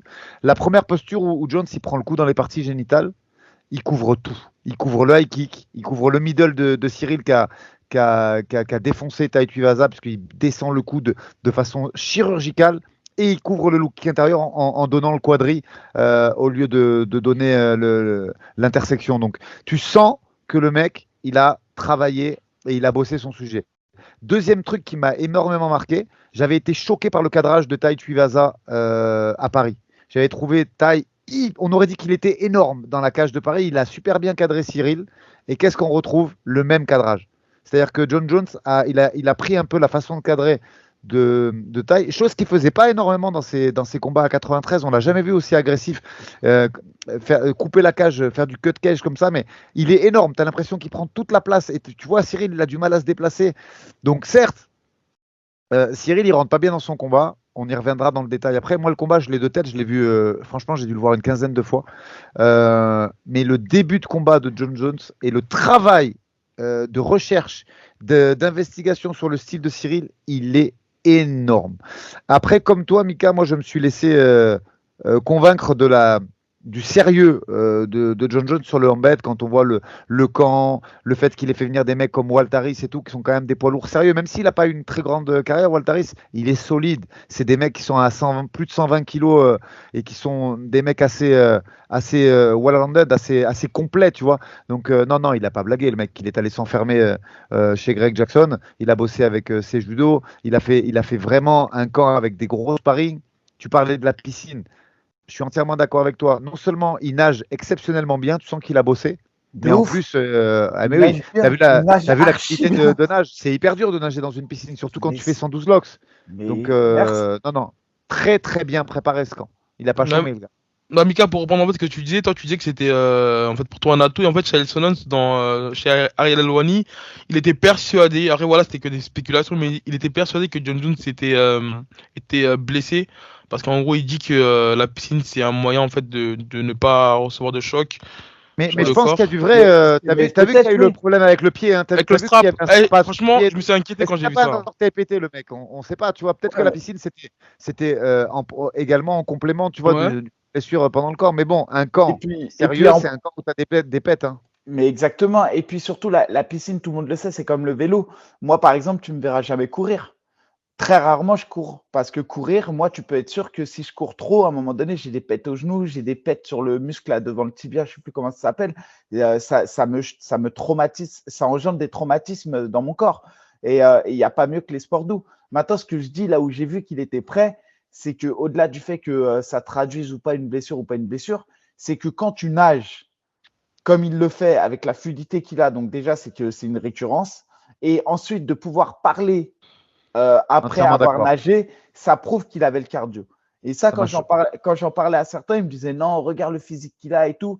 Et je te dis que ça, c'était une première erreur. Mais je ne dis pas que c'est une erreur du clan Gain. Hein. Là, c'est une erreur des analystes MMA. Je pense qu'ils ont trop vu le corps. Peut-être on avait l'habitude de voir un John Jones affûté, mais on en a oublié. Juste cette traduction-là de ce que la piscine dit, pour moi, elle dit beaucoup plus que juste une image où tu vois John Jones nager. Hmm. Ça disait qu'il était prêt. Voilà. Ça, c'est la première Entièrement chose. d'accord. Et la troisième chose de cet embedded qui m'a. Et c'est là que j'ai vu que John Jones était un finaliste. Et attends, je mets un hashtag, enfin un point là, entre guillemets. j'ai jamais été fan de John Jones, je l'ai jamais considéré comme un champion du fait qu'il ait triché. J'ai toujours été très énervé contre lui sur le fait qu'il ait triché face à Cormier, etc., etc. Et donc, j'ai jamais été un grand fan de John Jones. Fin des, fin des points d'exclamation. Quand tu vois les déclarations qu'il fait sur Cyril, sur le fait que c'est quelqu'un qui est juste content d'être là, qui est quelqu'un qui n'a pas pris le camp au sérieux, c'est quelqu'un, ça fait 3 ans qu'il retrace la carrière de Cyril, il n'a jamais vu Cyril avec des poids lourds sur lui, que le camp d'entraînement s'est déroulé avec des partenaires d'entraînement qui sont plus légers que lui. Ouais. Quand il dit par exemple que Fernand Lopez est parti faire une conférence de presse en costard alors que lui, ses coachs, ça fait 3 jours qu'ils ne se sont pas lavés par exemple. Quand il dit ce genre de choses, je te jure que c'est du vrai ou du faux qu'il soit dans l'intox, Et tu vois qu'il est concentré. te prouve qu'il est concentré et Ouais. limite tu te dis mais attends il a des indices ou quoi au Factory. Ça veut dire que le mec il limite il te dit ce qui se passe en France et là tu te dis ok le mec il est vraiment sérieux dans ce qu'il étudie. Mais Mika, tu sais, moi, ce qui m'a surpris, c'est quand il a dit que l'équipe de Cyril Gann, elle était 60e mondiale. Et ça, c'est vraiment qu'il a été cherché limite sur Twitch, le mec. C'est un ouf.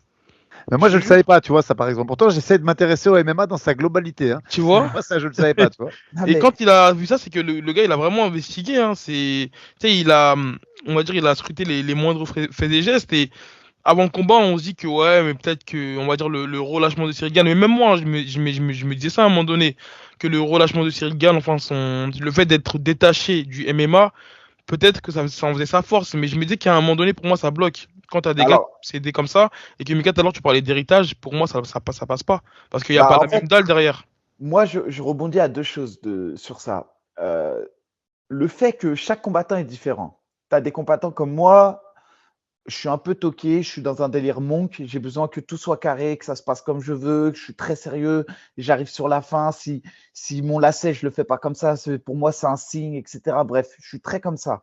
Tu as des mecs comme Cyril Gann, eux, qui sont très détentes, etc., qui ont besoin de danser, qui ont besoin de mettre beaucoup de rigolade dans ce qu'ils font et tout. C'est pas un problème en soi. Au contraire, il faut l'accepter en tant qu'entraîneur. Il faut accepter ça, que on est tous différents. Si tu prends le cas, par exemple, Ronaldinho, quand il jouait au PSG, Luis Fernandez, il disait plus j'interdisais à Ronaldinho d'aller en soirée faire les clubs en France, moins il était fort sur le terrain. On est d'accord? L'erreur pour moi, elle vient pas du fait que Cyril soit détaché, que ce soit quelqu'un qui danse, que ce soit quelqu'un qui truc. L'erreur pour moi, elle vient du fait qu'on communique là-dessus. Ça veut dire que pour moi, il y a une barrière qu'on doit mettre entre nous et ce qui se passe réellement dans le camp.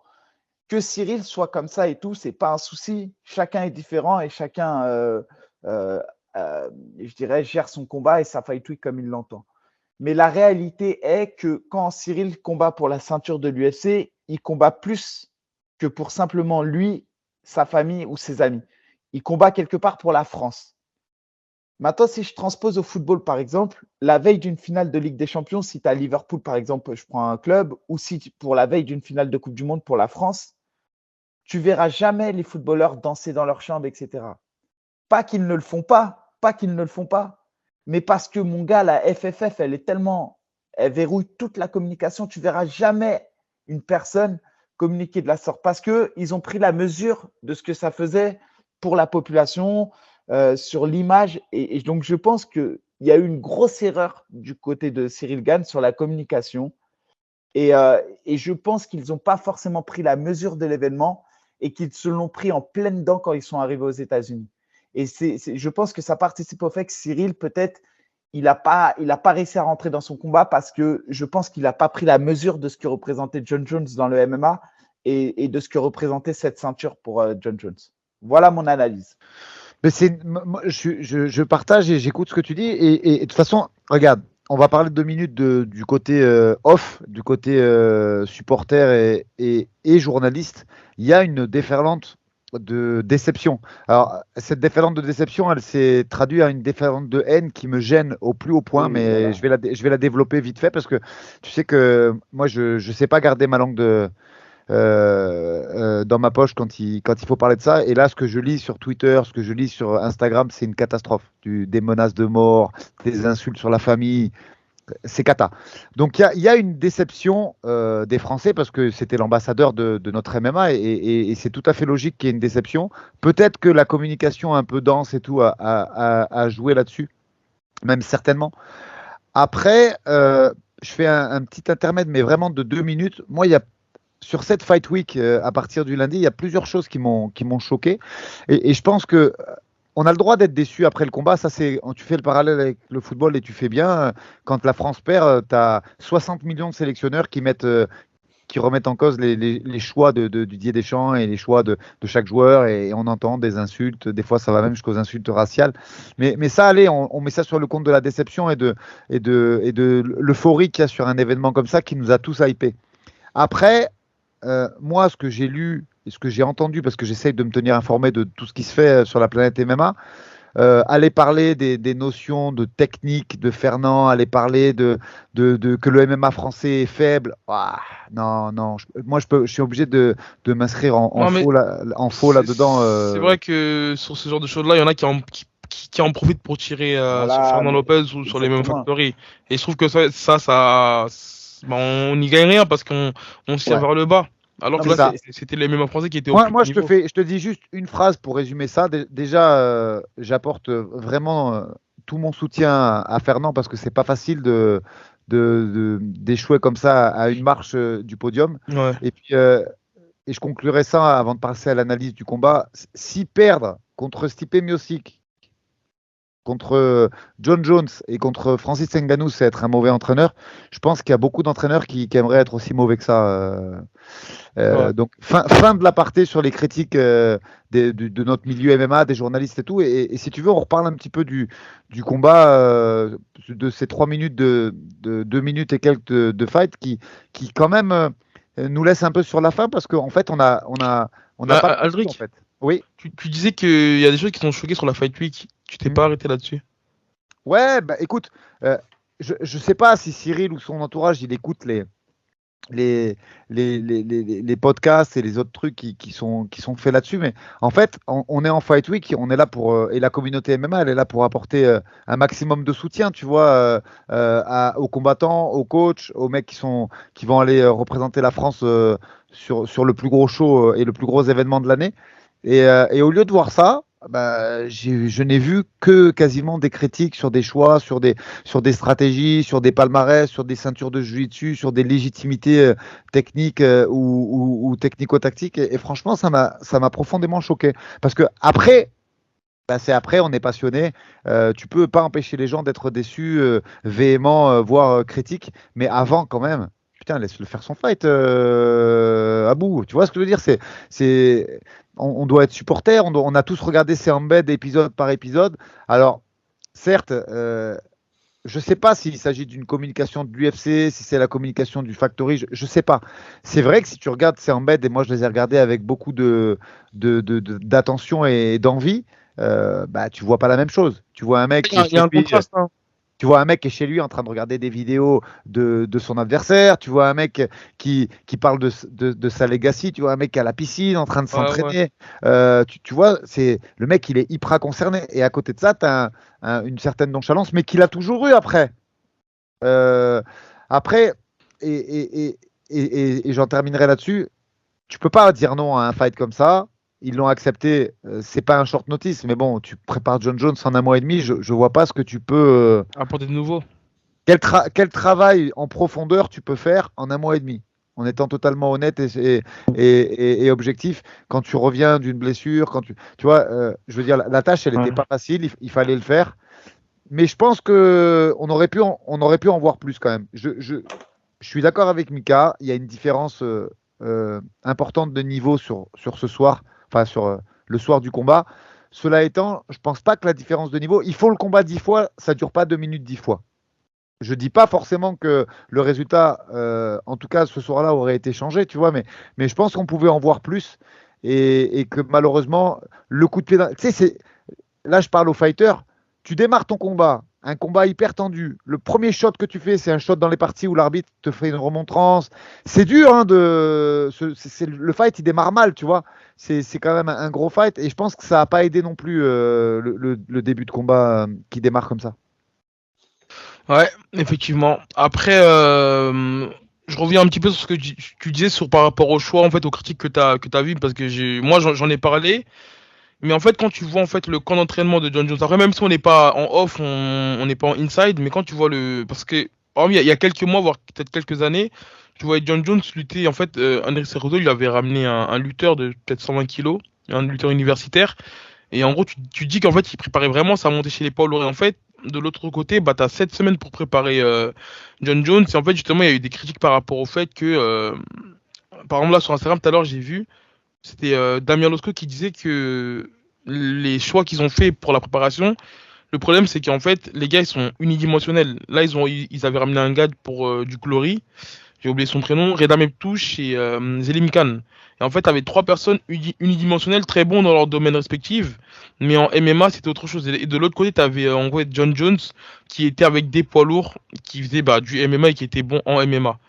Donc, tu vois, c'était en fait par rapport à ça, les critiques que moi personnellement j'ai vues, et en fait surtout sur le fait de préparer John Jones de cette manière-là. Après voilà, c'est propre à chacun, c'est les choix de Fernand Lopez, ça je les remets pas en question. Je suis pas sûr que ce soit des choix. Je pense que c'est aussi un problème de ressources humaines en France. Parce Mm. que et attention, hein, déjà, dans toute défaite, et je mets il au pluriel parce que c'est la team, mais moi, je vois pas le head coach comme le principal responsable, hein. Franchement, hein. Je vois toujours le combattant à 50% minimum. Parce que le Je suis combattant, d'accord. on peut dire ce qu'on veut, mais c'est quand même lui, hein, qui est responsable de Ouais, son mais investissement. ça dépend, Mika, de l'expérience du combattant. Non, non, non. Non, mais regarde, un mec comme John Jones, il a assez de recul et d'expérience Non, pour dire, ok, j'ai besoin de écoute, telle personne. écoute, Un mec comme Cyril Gane, je pense je pas vais qu'il a. développer. Si, Ouais. si, si. Attends, laisse-moi développer. Cyril Gane, il a déjà connu la désillusion.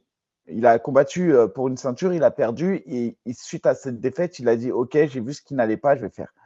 Je pense que très sincèrement, quand je l'entendais parler après coup de sa défaite contre Ngannou, vu qu'il n'y a pas eu une grosse différence sur ce combat, il y a eu 2 rounds à 3. Je pense qu'il a minimisé l'impact qu'a eu la lutte sur cette défaite et il s'est dit bon bah si j'avais pas mis ce middle, je serais pas allé au sol, donc j'aurais pu gagner ce combat. En gros, c'est un peu ce qu'il disait. Et donc du coup, je pense qu'il a continué parce que c'est un génie et le problème des génies, bah, c'est que tu arrives à faire des très belles choses sans forcément travailler. Et le jour où il faut travailler, bah, tu n'as jamais eu l'habitude de travailler. Et je pense que ça, c'est son principal problème à Cyril Gann. Et je pense qu'il dit vrai quand il dit qu'il ne s'entraîne pas entre deux entraînements, entre deux annonces de combat. Et ça, à ce niveau-là, c'est suicidaire. C'est fini. Et aujourd'hui, s'il a atteint ce niveau en faisant ça, c'est uniquement pour une chose, c'est parce que les poids lourds, c'est différent des autres catégories UFC. Sauf que là, il est tombé sur un mec qui est pluridisciplinaire, qui maîtrise toutes les disciplines, et du coup, il n'a pas eu de solution. Il n'a pas eu de solution, et je pense même, encore une fois, que dans la manière dont il a visualisé le combat, qu'il a envisagé la chose de manière émotionnelle, ils se sont fait dépasser lors de cette Fight Week. Je pense que le retour de John Jones aux États-Unis, ils n'ont pas pris conscience que la salle était acquise à John Jones. Je pense qu'ils n'ont pas forcément eu assez de recul entre l'annonce du combat et la date du combat. 6 semaines, c'est vite. Hein. Mais Tu c'est vite, c'est fermes. surtout que même hormis la prépa physique, il y a aussi le fait de rentrer dans le combat et j'ai Non, l'impression mais, qu'il a pas eu le temps. Peut-être qu'il est rendu, je sais pas. mais que c'est difficile déjà de remettre le couvert. Si pendant 8 semaines, tu t'es pas entraîné, comment tu remets le couvert à fond? Ça, c'est une première question. Et encore une fois, quand bien même c'est la vérité, de communiquer là-dessus, c'est encore une plus grosse erreur. Comment tu peux communiquer à 6 semaines d'un combat pour une ceinture et de dire je ne m'entraîne pas entre deux combats et ensuite de continuer sur l'euphorie. Je pense que vraiment, il y a une euphorie qui a pris le dessus sur la réalité de la prépa physique. Enfin, la préparation du combat. Après, je ne vais pas tirer sur l'ambulance, mais je suis obligé de faire un constat un peu difficile parce que même moi, j'ai eu des attentes sur ce combat. J'ai voulu y croire. Malgré tous les chiffres et ce qui était devant moi, j'ai voulu y croire. La deuxième chose, c'est que je pense qu'il y a un problème de ressources humaines. Et là, je parle de la France en général. Ça dépasse carrément le MMA Factory. Ça dépense. C'est qu'aujourd'hui, très peu de combattants peuvent vivre de leur sport. Cyril Gane, il fait partie de ces gars-là qui peuvent vivre de leur sport et qui peuvent investir sur eux-mêmes. C'est pas au coach d'aller payer des sparring. Le coach, à un moment donné, il peut pas payer les sparring de Cyril. C'est à Cyril de payer ses sparring. On est d'accord. Donc, s'il y a un problème Oui, de. mais en gros, ça va de soi, Non, quoi. ouais, mais tu peux pas mettre la responsabilité sur le head coach. À un Bah, moment Mika, donné. moi, je pense que le head coach, justement, il est là. Enfin, son rôle, c'est d'encadrer aussi. Oui, mais on ne sait pas les discussions, c'est hypothétique. Si l'autre il dit il veut pas dépenser, tu fais quoi? C'est hypothétique, tu peux rien faire. C'est pour ça que c'est trop facile de tirer sur le head coach, parce que je Ouais. pense que là, on a vraiment un problème de ressources humaines en France. C'est difficile d'aller chercher des poids lourds, on le sait. C'est une catégorie qui est avant tout génétique. On est poids lourd parce que physiquement, on est un poids lourd, mais il y a peu de personnes qui sont poids lourds naturels en France et encore moins qui sont dans les sports de combat. Et donc, du coup, il faut investir sur des gens, les faire venir en France, etc. Et pour ça, il faut les payer. Voilà. La deuxième chose en France, c'est que quand bien même toi, tu peux t'entraîner toute la journée parce que tu vis de ton sport, bah, les autres, la plupart du temps, ils ont un travail la journée. Ça veut dire que la plupart de tes entraînements vont intervenir le soir, en soirée. Et que quand tu es professionnel, tu as besoin de t'entraîner toute la journée parce qu'il faut distiller à peu près 2 entraînements par jour, parfois même 3 en fonction de l'intensité. Et en fait, à chacun de ces entraînements, tu as parfois besoin des sparring partners. Et la réalité, c'est que oui, mais très peu de combattants peuvent venir se rendre disponibles en journée. Et donc là, encore une fois, on arrive aux limites de ce que la France propose encore dans le MMA parce que c'est un sport nouveau. On a un problème de ressources humaines. Aujourd'hui, c'est pas méchant et je le dis. Quels sont les profs de lutte MMA ou sol réputés en France qui ont une philosophie adaptée pour le MMA ou quelles sont les académies françaises de lutte et de sol réputées dans le MMA? Bah, Quel coach de lutte a réussi sa transition dans le MMA, c'est-à-dire a réussi à liaisonner? Cite-moi des noms. en gros, des coachs pur MMA. Non, des coachs qui ont réussi, qui viennent de la lutte par exemple, et qui ont réussi à inscrire leur mood. Bah, en fait, Mika, le Dans problème, le c'est MMA. que le MMA, c'est assez récent et on va dire, il y a quelques années à peine, on Et donc, s'entraînait pas en pur MMA, on s'entraînait dans chaque compartiment, tu vois. donc on est d'accord que c'est pas un problème c'est pas, on n'est pas dans un problème de head coach qui n'a pas su aller chercher. On a vraiment un problème de compétence dans la globalité. On a aujourd'hui très peu de personnes qui sont capables de comprendre la philosophie du MMA et très peu de personnes qui sont capables de rendre le change à Cyril en tant que poids lourd et tout. Et donc, pour moi, le vrai problème, c'est qu'aujourd'hui, il faut que tous les combattants prennent conscience que le meilleur investissement qu'on puisse faire, c'est sur soi-même. Et il faut arrêter d'attendre de la part des autres qu'on vous donne les choses. Il faut aller les chercher. Aujourd'hui, il y a des combattants qui peuvent vivre de leur passion et qui peuvent investir sur eux-mêmes. N'hésitez pas à dépenser la moitié de votre prime s'il faut pour aller gagner un combat. C'est la seule chose que je peux dire. Et là, c'est vraiment, c'est pas, je ne mets pas le point sur Cyril Gane. Hein. Là, c'est vraiment de manière En générale et global, ouais. globale. Je me rends compte qu'en France, on a vraiment un problème avec l'investissement sur soi pour les camps de préparation. Mika, très très belle analyse. Et moi, je rebondis dessus. J'invite les gens qui veulent. Alors, je ne suis absolument pas au courant de ce qui se passe au MMA Factory, même si tu sais que j'ai beaucoup d'affinités avec pas mal de factoriens. Cela étant, ce que tu viens de dire au niveau des sparring, si vous cherchez sur Google l'interview de Virgil Hunter, l'entraîneur de Tony Yoka après sa défaite contre Martin Bacolé. Il fait état de ça. Il explique qu'il a proposé pas mal de sparring et un camp à Tony et je ne fais pas de révélations qui sont pas connues du grand public et qui font pas partie de l'interview, tu vois, mais il explique que Tony a refusé parce que il divorçait, parce qu'il voulait mettre de la thune de côté et qu'il a refusé ses sparring qui peut-être lui auraient été bénéfiques pour cette défaite sur cette première défaite qu'il a eue contre Bacolé. Donc c'est très judicieux ce que tu viens de dire là-dessus. Après, au niveau du Factory, je ne sais pas ce qui s'est passé et j'ai aucun. Les appels que j'ai avec Fernand, c'est des appels amicaux et des appels qui concernent jamais dans l'intimité du Factory. Mais là-dessus, je suis entièrement d'accord avec toi. Entièrement d'accord. Après, l'investissement, moi, j'invite toujours mes gars, pareil, à l'argent pour les massages, l'argent pour la cryo quand tu n'as pas encore de sponsor, l'argent pour les sparring. Manon, on a un budget très important, tu vois, sur ce genre de truc. On fait venir des filles d'un peu partout. On a fait venir Teresa Bleda de République tchèque parce que la scène MMA française féminine, elle est aussi restreinte que la scène poids lourd et du coup, c'est compliqué quand tu as un certain type de profil de trouver et surtout le modèle associatif et le modèle des Moi, j'essaye un petit peu de sortir de ça en essayant de faire travailler mes gars. Virgil Haugen, il travaille au Maccabi. Tu vois, il n'a pas d'autres. Il donne des cours. Mais c'est compliqué parce que, comme tu le dis, s'entraîner à 10h du matin et s'entraîner à 16h, c'est pas à la portée de tout le monde, malheureusement, pour l'instant, dans notre modèle économique. Compte tenu du fait qu'il n'y a pas encore assez de sponsors et qu'on en est un peu au balbutiement du MMA après la légalisation, c'est très compliqué. Ouais. C'est très compliqué. Effectivement, donc voilà, malheureusement. Après, voilà, on espère toujours un UFC Paris, hein, avec là, il y a pas mal de poids lourds qui arrivent derrière, hein. Ah, alors, dernier truc, juste on parle du combat 2 minutes parce Ouais, que ça me paraît. Moi, j'avais noté deux, trois trucs qui me paraissaient hyper importants. Pareil, donc Cyril il démarre en gaucher parce que je pense que pour contrer la lutte, le c'est meilleur moyen.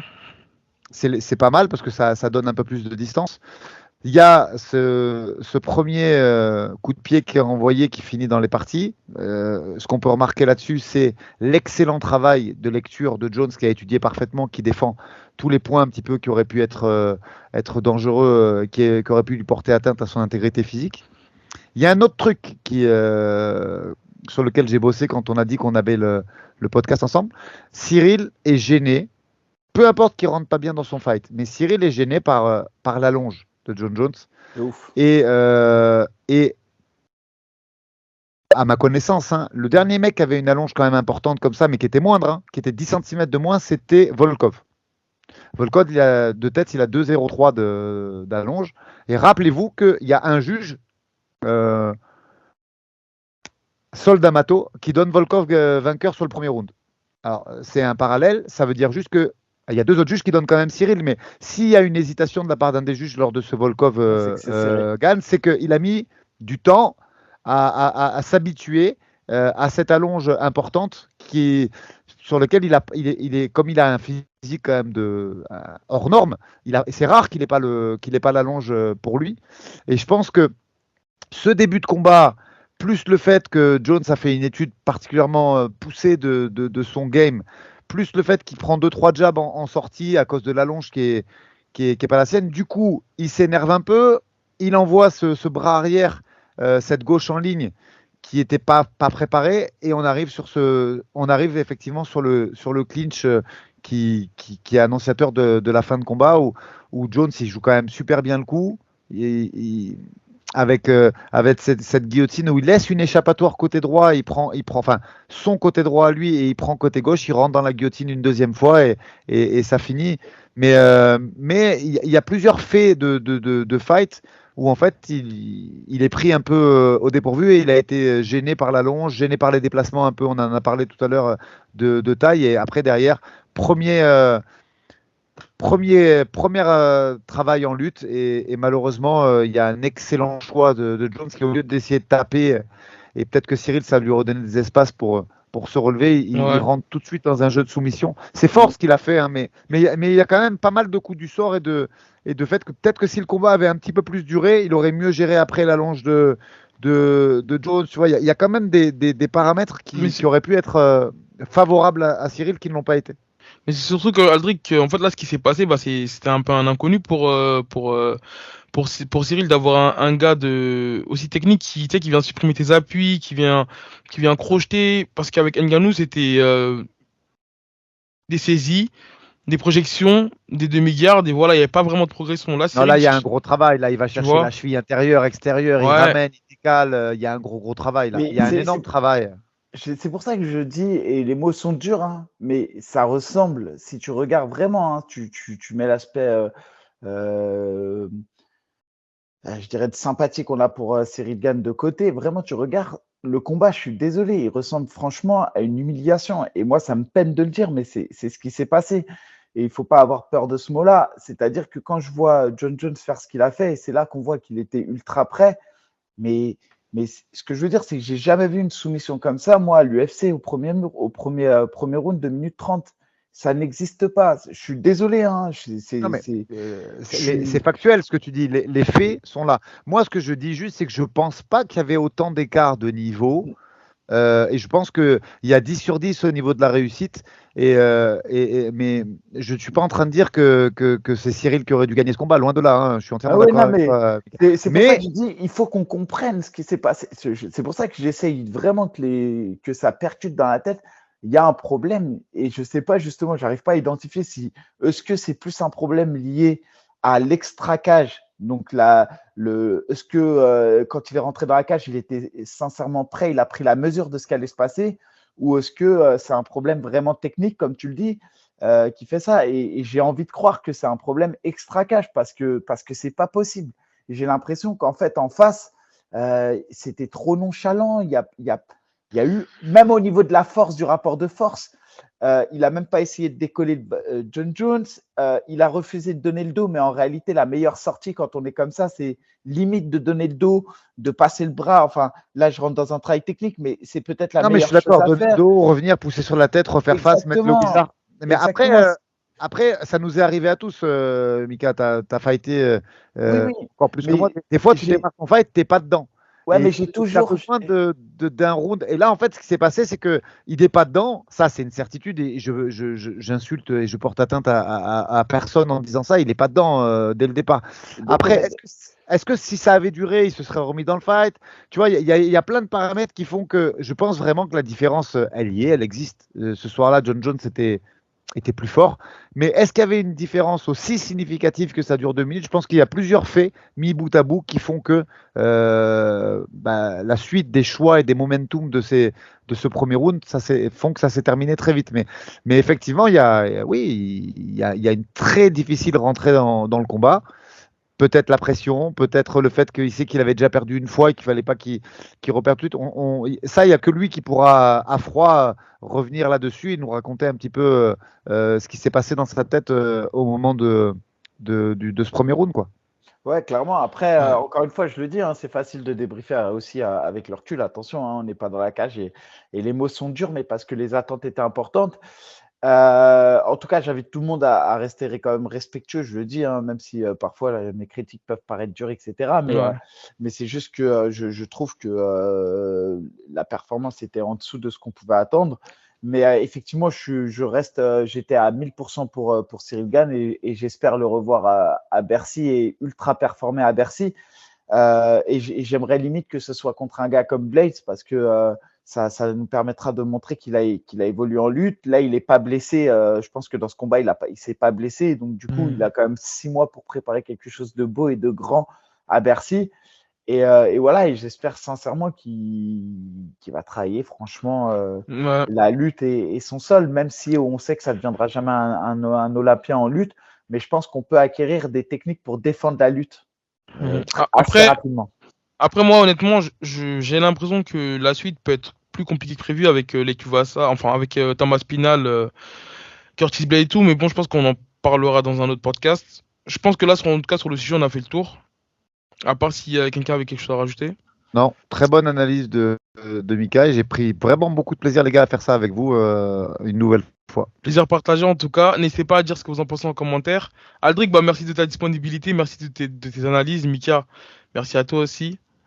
Et merci à vous et plein de bonnes choses pour le rétablissement de Manon. On espère vraiment voir un jour ce combat Axel Sola vs Baki, ça serait franchement ouf. Je pense que les gens ne se rendent pas compte, mais les deux, peu importe qui s'imposera dans ce combat, mais marqueront l'histoire à coup sûr du MMA français pour les années à venir.